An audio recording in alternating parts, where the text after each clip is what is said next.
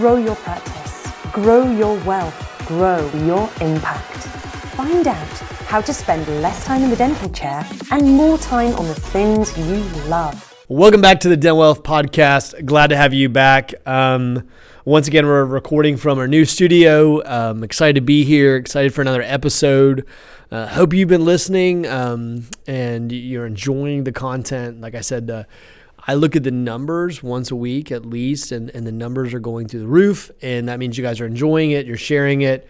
One of the things I've told you on some of the other podcasts, which I think is a great thing to do, is make sure you're using this as a tool in your arsenal, and make sure I would take this podcast, I would listen to the whole thing, I would be at a place where I can take notes. Now, the first time you listen to it, maybe you're in the car, and so you listen to it in the car, and then maybe when you go home, maybe watch on YouTube, listen to it again, and then make some really good notes, some action steps, and then send it to somebody, and then set some time on the calendar for you guys to talk through it together, and so that you guys can work through it and almost create your own little mastermind, and so that you're going to get from this content, right? It's not enough just to listen to it. You know, when you have motivation without action, it's like the first step to delusion, right? We got to have like action steps around things. So make the best of this. I'm glad to be here. I'm always excited to be recording the podcast. I wanted to share something today, and I don't think I talked about it on another podcast, but when it hit my desk, like I literally, as soon as I saw it, it captivated me. And I'm going to read it to you really quick. It's a quote from Elon Musk.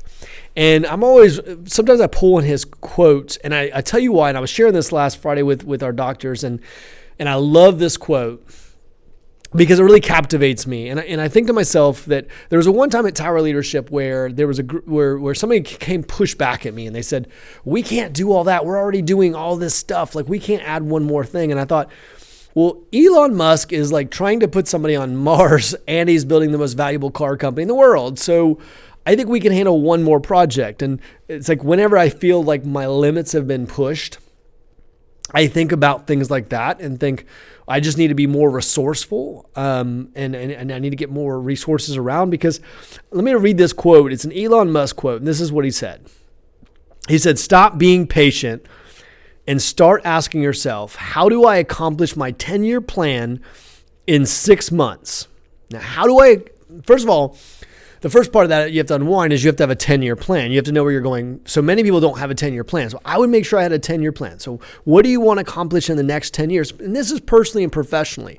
I would sit down and I'd want to know, like, what do I want to get accomplished? What does my life look like in 10 years? It is the compound effect. It's the little movements we make every day. So what do I want my life to look like in 10 years, both personally and professionally? And then how could I accomplish that in 6 months? Now he goes on to say, you'll probably fail, but you'll be a lot further than any other person who simply accepted that it was going to take 10 years. You'll be a lot further along than the person who simply accepted it was going to take 10 years. And I think that's profound, right? And so one of the things we can do as entrepreneurs and people who invest in our growth is we look at people who have done things well. And we try to learn from those people. Maybe we learn also from people who haven't done well, but we try to look at people and say, okay, if I could get into Elon Musk's psyche, I mean, whether you like his personality or not is neither here nor there. He's probably a little quirky. Maybe that's what it takes to do what he's done. But we go back and through and say, how do I get inside of this person's head? Because this is, this person's moving towards being one of the richest people in the world. And so I've got to figure out how does he think? Like, what is he doing that's different than me? And what is the way he processing? Now, he was just asked this in an interview. It wasn't like he was trying to create a quote. He was just talking. So sometimes when people talk, I have somebody who I on my team who I said, like, go back and listen to the podcast, listen to things, because you'll find these golden nuggets that are sitting in there. And so this is just a golden nugget. He was just talking as he was giving insight into his brain and saying, look, the way I think about it is I look at a problem and I go, look, where do I want to be with SpaceX? Where do I want to be with Tesla in 10 years? And then I figure out how I can do it in 6 months. And I know I'm probably going to fail, but I'm going to be a heck of a lot further if I have that mentality. It's the same mentality of it's easier to grow 10 times than it is 2 times.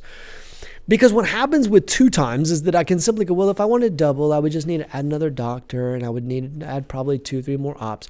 Versus if I said, if I want to grow 10 times, what would it take? I would need to go either get investors, or I'd have to get another facility, or like the massive action that it would take for me, the amount of energy that it would take for me to get there, the extremes that I would have to go to try to get there would change my life. It would change my focus. It would change my energy. I would become a completely different person if I focused on my 10-year goals in 6 months. So it kind of gets me this thought process, like nothing great happens in the middle. And I was recently going through my journal and I wrote that down like 4 years ago. I was writing some notes down. I was like, nothing great happens in the middle. And I really do feel like when I shared this last week, and I thought, this is great on a podcast to share as well, because I thought, it is so true what happens. And sometimes, believe it or not, we're almost scared that our success is going to alienate people in our lives. That if I went back to my dental friends and I told them I was going to go from 2 million to 20 million, if I told them I was even going from 1 to 10, if I started telling people I was going to do that, people would doubt me. They would call me names. They would question me. They would think I'd lost my mind. And so I would rather be stuck in the middle. And then people around us come around us and they go, well, on top of that, that just sounds extreme. And I don't, I want to be like everyone else. And so this idea of what would happen if you try to accomplish those goals. Like I said, first thing you'd have to know is, what do I want my life to look like in 10 years? Like, what would need to happen in the next 10 years? And by the way, give yourself a credit. If you go back and look where your life was in 10 years ago, I want you to do this for me really quick. I want you to go back and look at what your relationships looked like 10 years ago. And I want you to look at how far you've come mentally. And I want you to look how far you've come, and hopefully physically, mentally, and every other way, that you look better, you feel better, hopefully your business is better, your relationships are better, and hopefully you've moved dramatically over the last 10 years. But I want you to look at your 10 years ago, look at yourself. And I want you to think what you've accomplished over that last 10 years. I want you to think about what your life looks like compared to 10 years ago. And most of that's happened by being in the middle. Most of that's happened by not pushing to the extremes. Most of that's happened by conforming to expectations. What if you didn't conform? And what if you looked at it differently and said, I'm going to look at a different way to solve this puzzle? One of the greatest quotes I ever heard was, people don't lack resources, they lack resourcefulness. This idea that, look, I just can't do it the way everyone else is doing it. Maybe I've got to look for a different way, a better way. The greatest people, the people that want to change the world, just looked for a better way to do it. They didn't take the status quo. They said, look, I'm going to figure out a better way to solve this problem. But the first thing you got to know is where you're going. You've got to know where you're going. What does it look like? If you haven't journaled, if you haven't written it down, if you have not focused on what your life looks like 10 years from now, and what do you want and why do you want it? I'd start there. What do you want? Why do you want it? Right? What is it that you want your life to look like? And why do you want your life to look like that? And then figure out, like, what would it take for me to do that? And you start actually cutting down your timeline and you start to go, okay, what would it take? Well, Eric, for me to do that, I'd probably need $10 million of capital, or I would need whatever the number is. Fine, go get $10 million of capital. Maybe your goal should be to raise $10 million. See, the thing is, I say nothing great happens in the middle because what ends up happening is the average person is just that. They're average. They have average thinking with their average friends. And the interesting part is, like, it's also a comparison group. So what ends up happening is, here's a great question for you. It's coming on top of my head. I want you to write this down. Who do I compare myself to? Who do I compare myself to? Because you might feel successful compared to maybe the average person in America, or the average income earner, or the average dentist. But if you're the top of that group, then you're in the wrong group. Your comparison group is wrong. Maybe your comparison group should be the top 5 dental companies in the United States. Maybe it should be the top 3. Maybe it should be, and maybe it has nothing to do with your dental company. Maybe it has to do with your relationship. Maybe it has to do with charitable giving. It could have something else to do, but what is the great thing you want to accomplish? And I will tell you that nothing great happens in the middle. Nothing happens from being mediocre, being average.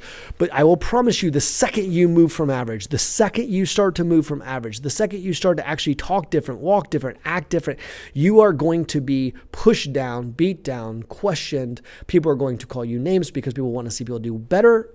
They want to see people do well, just not better than themselves. And I've told you that over and over again. And so what ends up happening is we have to start to say, okay, I've got to start to think in a different way. Nothing great happens in the middle. It's like, it's another way of saying it, says balance is bullshit. Because the truth is, like, if you want to be average, then don't listen to this podcast. Like, just don't. I mean, I'll just turn it off and go watch TV. Because average people shouldn't be listening to this podcast. The people that should be listening to this podcast are the people that want to absolutely transform the world. And I mean that. Well, you just want to have a balanced life. Make sure look, you will have a balanced life by pushing to the extremes, because what ends up happening as your organization grows, you're able to hire scalability. You're able to hire talented people. You're able to hire other doctors. You're able to hire executive teams. When you have those things, you have to understand that you get actually more balance. Now, I'm not saying don't have balance in life. You got to hear what I'm saying. What I'm saying is people are using the term have balance to keep you in the middle. That's actually a pretty good one right there. Write that one down, right? I want you to hear that again. People are using the word balance to keep you in the middle. It's true. People are using the word balance. The people that have given up are using the word balance. The people that have mediocre lives are using the word balance. Balance is bullshit. It's the thing is about it is like when we build a career, so I'm not saying negate anything. I want you to hear me. I'm not saying negate your family. I'm not saying negate your team. I'm not saying negate your charitable giving. I'm not saying negate your church. I'm saying is when we push and we make things happen. So our dental company becomes one of the top dental companies, and we have executive teams or whatever it is for you. Maybe it's 5 million, whatever it is. And you have different doctors and you have executive teams and you have the COO and you have the people in place. Don't you get it that you can take 4 days off, 5 days off, 2 weeks off, and literally your business then runs without you being there. And then you actually get to focus. And because you're not so worried about every little thing, you actually get to be with your family. But when you're with your family, you're with your family. You're present. You're intentional.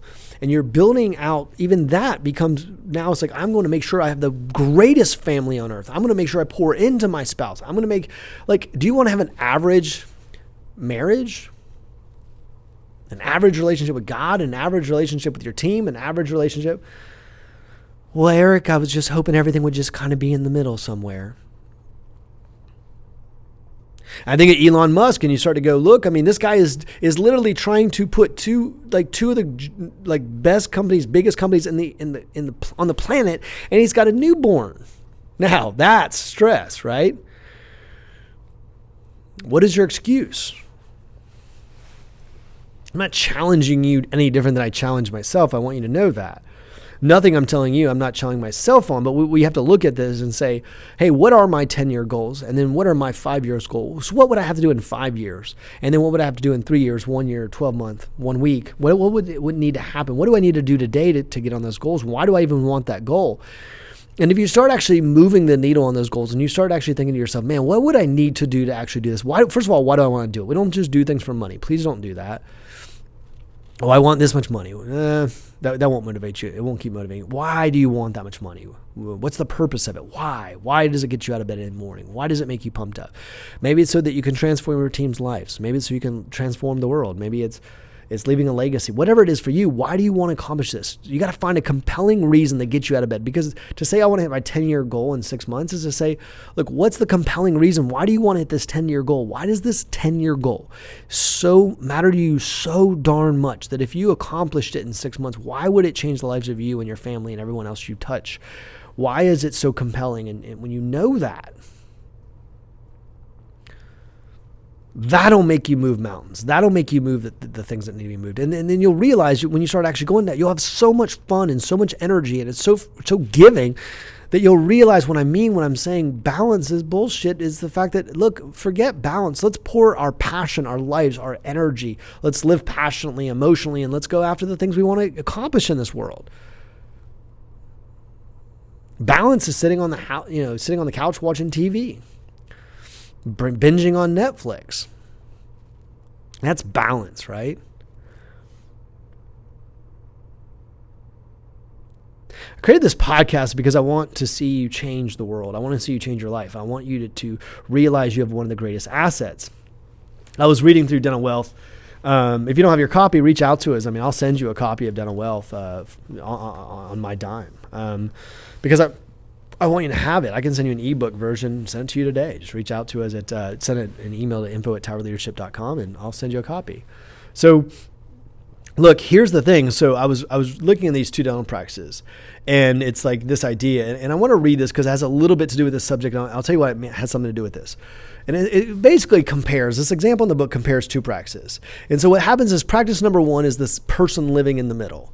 And they want to have balance. And so they've talked to their accountant, and their accountant said, well, it's very important for your profit margin for you to have this number. And so they're focused on making sure that they have a 30% profit margin. And they got to make sure they have this 30% profit margin. So they've got a revenue of $800,000 at a 30% profit margin.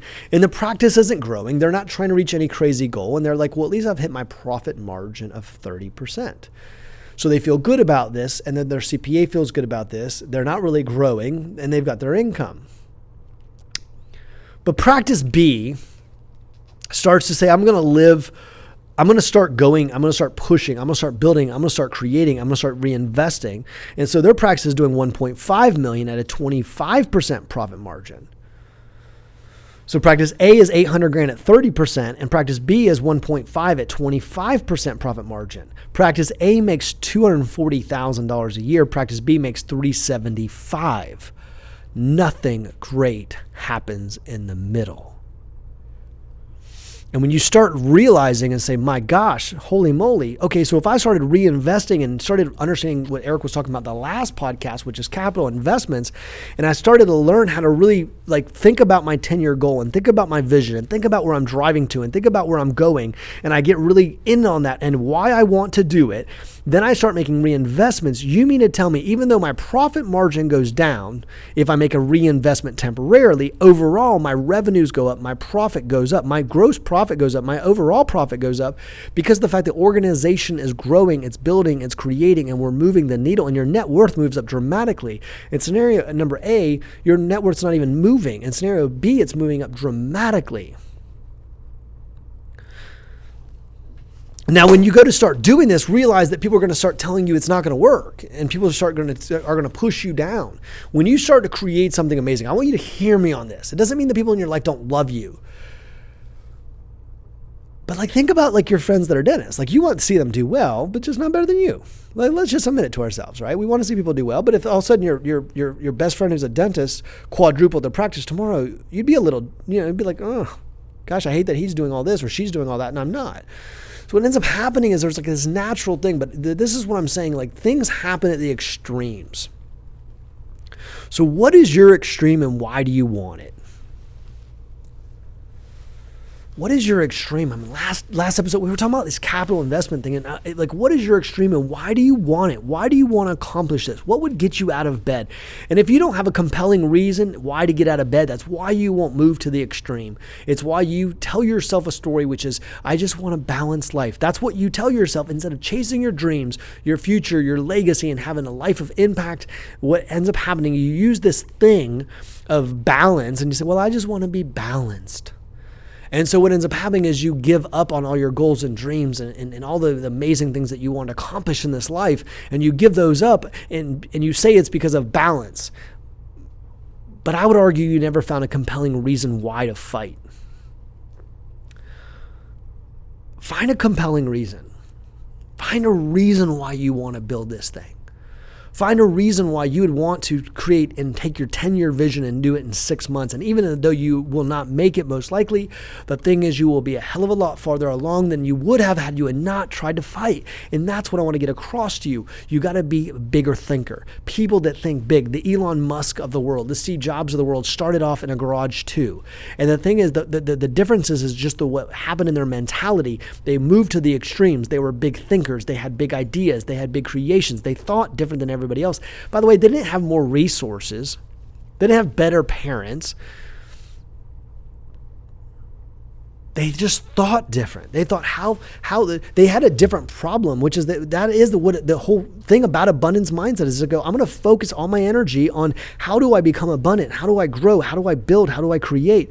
And if I spend all my time there, that's when I'm going to win. And by the way, when I do that, I'm going to have more time, and I'm an organization that allows me to scale, which means I get to be with my family more, which means I get to be with my church more, which means I get to impact people's lives more, which means I have more to give and more to create. And that's the whole point of the Den of Wealth podcast, is to get you in that frame of mind. So what I want you to do is this. I want you to take this podcast, and I want you to ask yourself, are you living in the middle? Are you in the middle because you've told yourself it's balanced because somebody else used that word to hold you down, to tell you that you just want to have a balanced life? Is that the word you've used as an excuse to keep you back from actually reaching your goals and your dreams and your hopes and your vision, and why you even started a dental practice? What is your 10-year vision? If you don't have one, go create one. Maybe it's 5-year for you. That's fine. Go create that vision and then find your compelling reason why. Share that with me. Share it with us. Share it with your family. Share it with your friends. I told you at the beginning of this podcast, you should find someone to share this with. Share it with them. Challenge each other. Call her up. Call him up. Get on the phone. Work together and say, look, I'm going to mastermind this son of a gun. We are going to get there together. We're going to make this happen. What is your 10-year vision? What is my 10-year vision? What is the thing that's lacking? What's holding us back? And if you don't know how to move forward, hey, reach out. I'll be more than happy. Our team will jump in and help you. But look, this is where I want you to focus. I want you to, now this sounds like you're like, man, he's emotional right now and he's pumped up. Yeah, I'm fired up because this is what it is all about. This is why you did not go get an average job with an average pay and an average education. You did it so you could do something bigger, better, brighter, and you wanted to build something in this world, and people pushed you in for their own agenda, their own bias, and their own reason into the middle. And what I want to encourage you to do is to move outside the middle. Nothing great happens in the middle. It happens at the extremes. Move to the extremes. Create a practice worth sharing. Create a legacy worth giving. Create something that's powerful. Start doing that, and you'll realize why you listen to this podcast, why you get out of the bed in the morning, and what you were designed to create in the world and reach your full potential. I hope you've enjoyed this podcast. I've certainly enjoyed delivering it to you. I'm certainly excited today. Make sure you share this. Make sure you're sharing this message. Make sure you're taking notes, getting from this podcast. I look forward to what you come back to me with, and I hope to see you next time.